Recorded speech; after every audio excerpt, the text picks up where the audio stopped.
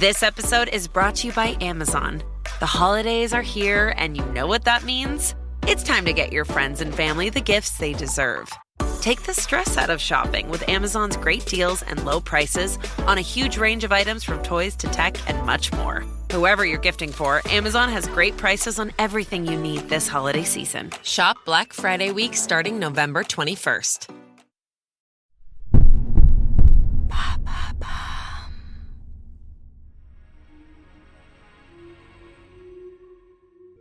Bonjour à vous, ici Andrea, bienvenue dans True Story.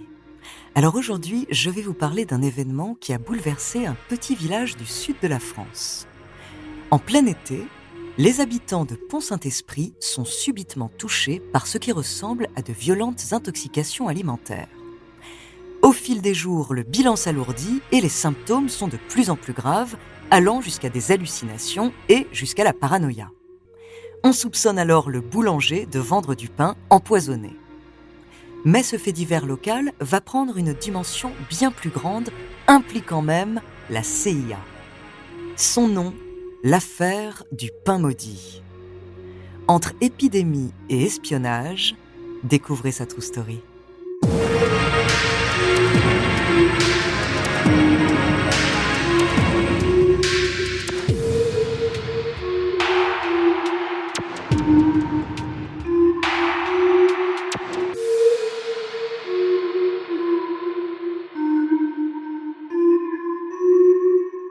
Mais avant de commencer à vous raconter cette histoire extraordinaire, laissez-moi vous présenter notre partenaire.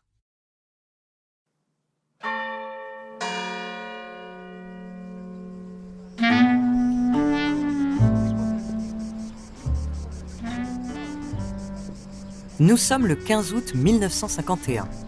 Alors que l'été est loin d'être radieux à Pont-Saint-Esprit, un petit village de 4000 âmes dans le sud-est de la France, la fête de l'Assomption est accueillie avec enthousiasme.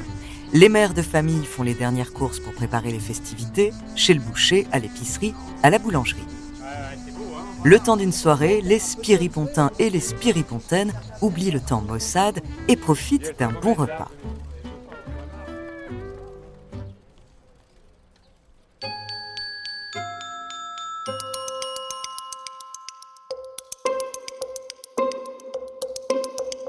Mais le lendemain, la bonne humeur se dissipe bien plus vite que les nuages.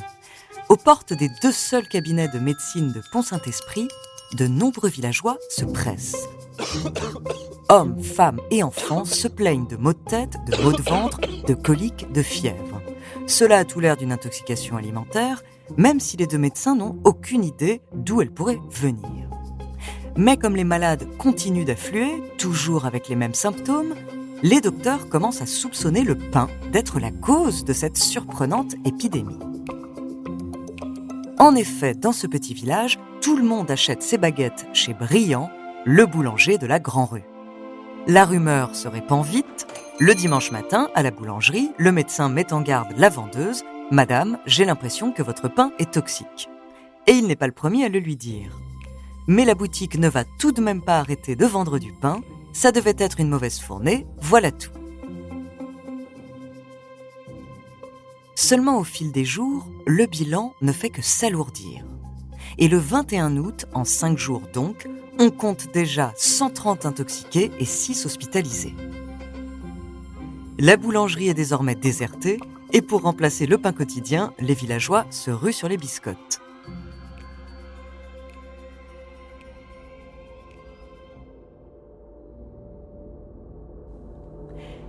Malgré leurs précautions, les spiripontins ne vont pas être épargnés. Les victimes sont toujours plus nombreuses et les symptômes s'aggravent. On parle maintenant de vertige, d'hallucination. Et le 25 août, la situation va complètement dégénérer, si bien que cette nuit sera surnommée la nuit de l'apocalypse. Dans la rue, des hommes sortent en hurlant et se battent. À l'usine, un ouvrier crie « Je suis mort, ma tête est en cuivre et j'ai des serpents dans mon estomac ». Dans les foyers, une vieille femme déchire ses draps et se jette contre les murs. Une petite fille de 5 ans voit au-dessus de son lit des tigres et des ours qui veulent la dévorer et du sang qui goutte du plafond. Son père, lui, entame une insomnie qui va durer 21 jours. les événements prennent une tournure encore plus tragique. Après avoir scandé « Je suis un avion », un homme se défenestre du 2e étage d'un immeuble. Malgré sa chute, il arrive quand même à courir 50 mètres avant d'être attrapé et emmené à l'hôpital. Les rues de Pont-Saint-Esprit se transforment en un théâtre chaotique. Le spectacle est effroyable, autant pour les victimes que pour celles et ceux qui assistent impuissants. Les médecins, les ambulances et les policiers sont eux aussi dépassés par la situation.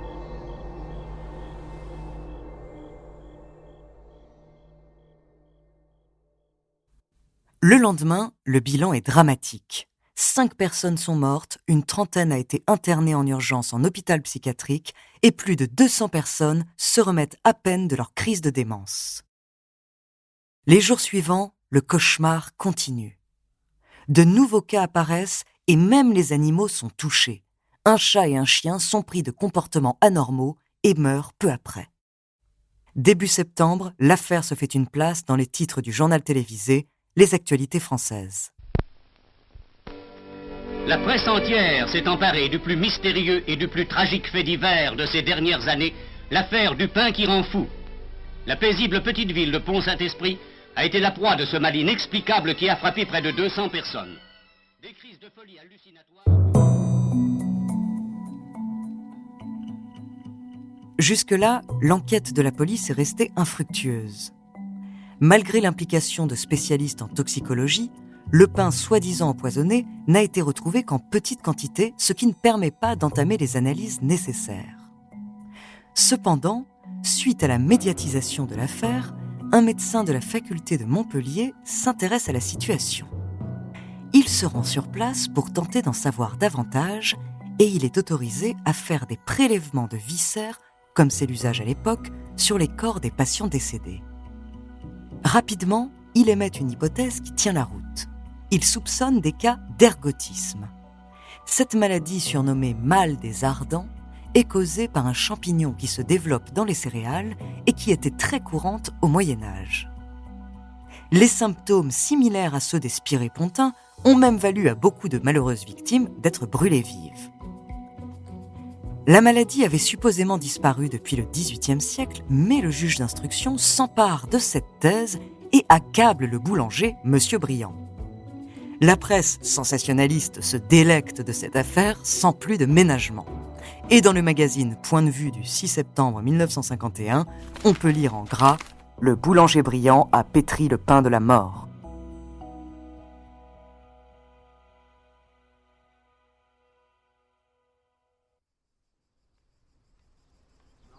Les villageois sont rassurés, on a enfin trouvé une explication et un bouc émissaire.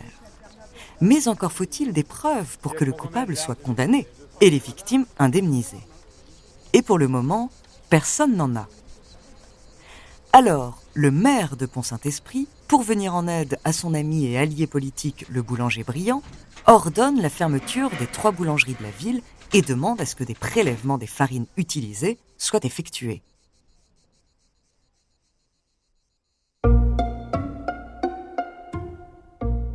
L'enquête prend alors un nouveau tournant. Ce sont maintenant les meuniers qui ont fourni la farine qui sont visés. Comme on produit peu de céréales dans le Gard, une grande partie du blé est achetée à des meuniers d'autres régions. Et puis, après la Seconde Guerre mondiale, on souffre encore de pénuries et de problèmes d'approvisionnement, alors les échanges commerciaux ne sont pas toujours très honnêtes. On apprend donc très vite que le meunier qui approvisionne Pont-Saint-Esprit a livré une marchandise de mauvaise qualité. Il avoue avoir mélangé du seigle frelaté à la farine de blé. Mais encore une fois, la piste est discréditée. Les analyses ne révèlent aucune trace d'ergot de seigle, ni dans la farine, ni dans le pain. Le meunier est relâché, l'enquête reprend à zéro. Pendant plus de 2 ans, les hypothèses vont se multiplier. On soupçonne un produit chimique interdit servant à blanchir la farine, puis un fongicide utilisé pour la conservation des grains de céréales, et plus tard, un professeur spécialiste des moisissures accusera un champignon se développant dans les silos à grains. Mais toutes ces pistes sont vite abandonnées ou impossibles à prouver. Et les meuniers commencent à se braquer face aux soupçons et aux contrôles qu'ils subissent. Les autorités ne veulent surtout pas prendre le risque de mettre en péril la filière du pain, aussi fragile que lourde d'enjeux économiques. L'affaire finit donc par se tasser.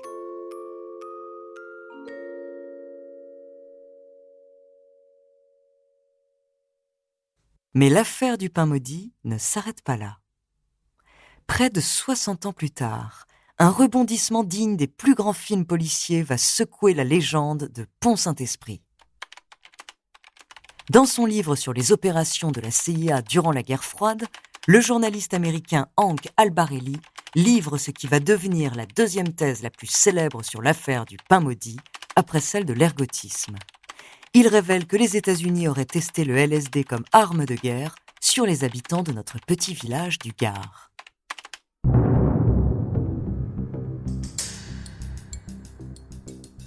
En effet, dans les années 1950, l'armée américaine cherche de nouveaux moyens de défense et d'attaque pour contrer les méthodes novatrices de ses ennemis. Elle recrute donc des chercheurs pour travailler sur des armes chimiques, des méthodes de manipulation, des sérums de vérité et des drogues. C'est sur ces expérimentations que Hank Albarelli enquête. Au cours de ses recherches, il découvre le travail de Frank Olson, un des biochimistes employés par la CIA et spécialiste en drogue dure. Du moins, il découvre une partie de son travail. Olson serait venu à Pont-Saint-Esprit quelques mois après l'épidémie d'août 1951.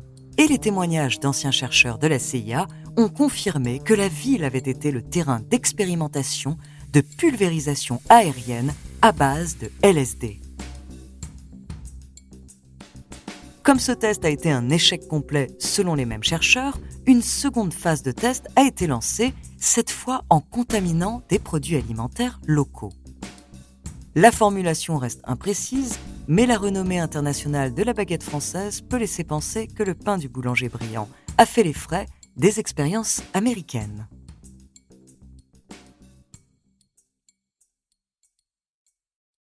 Mais si cette thèse n'a jamais été prouvée, d'autres faits troublants la rendent plausible.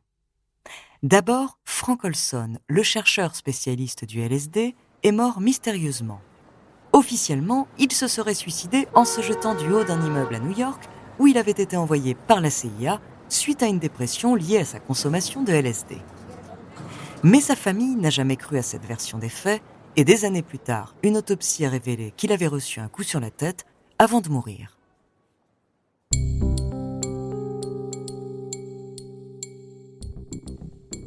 En 1975, les résultats de ces expériences ont été intégralement détruits par le gouvernement américain. Enfin, Albert Hofmann, un chimiste ayant découvert le LSD, avait à l'époque confirmé que l'ergotisme et sa drogue produisaient les mêmes effets.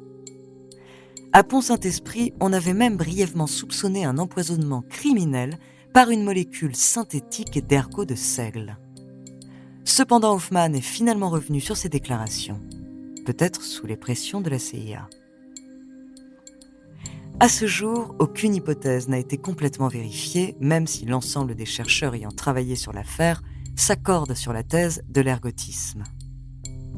On ne saura donc jamais vraiment ce qu'il s'est passé à Pont-Saint-Esprit en 1951, mais dans le doute, faites attention la prochaine fois que vous irez acheter une petite baguette.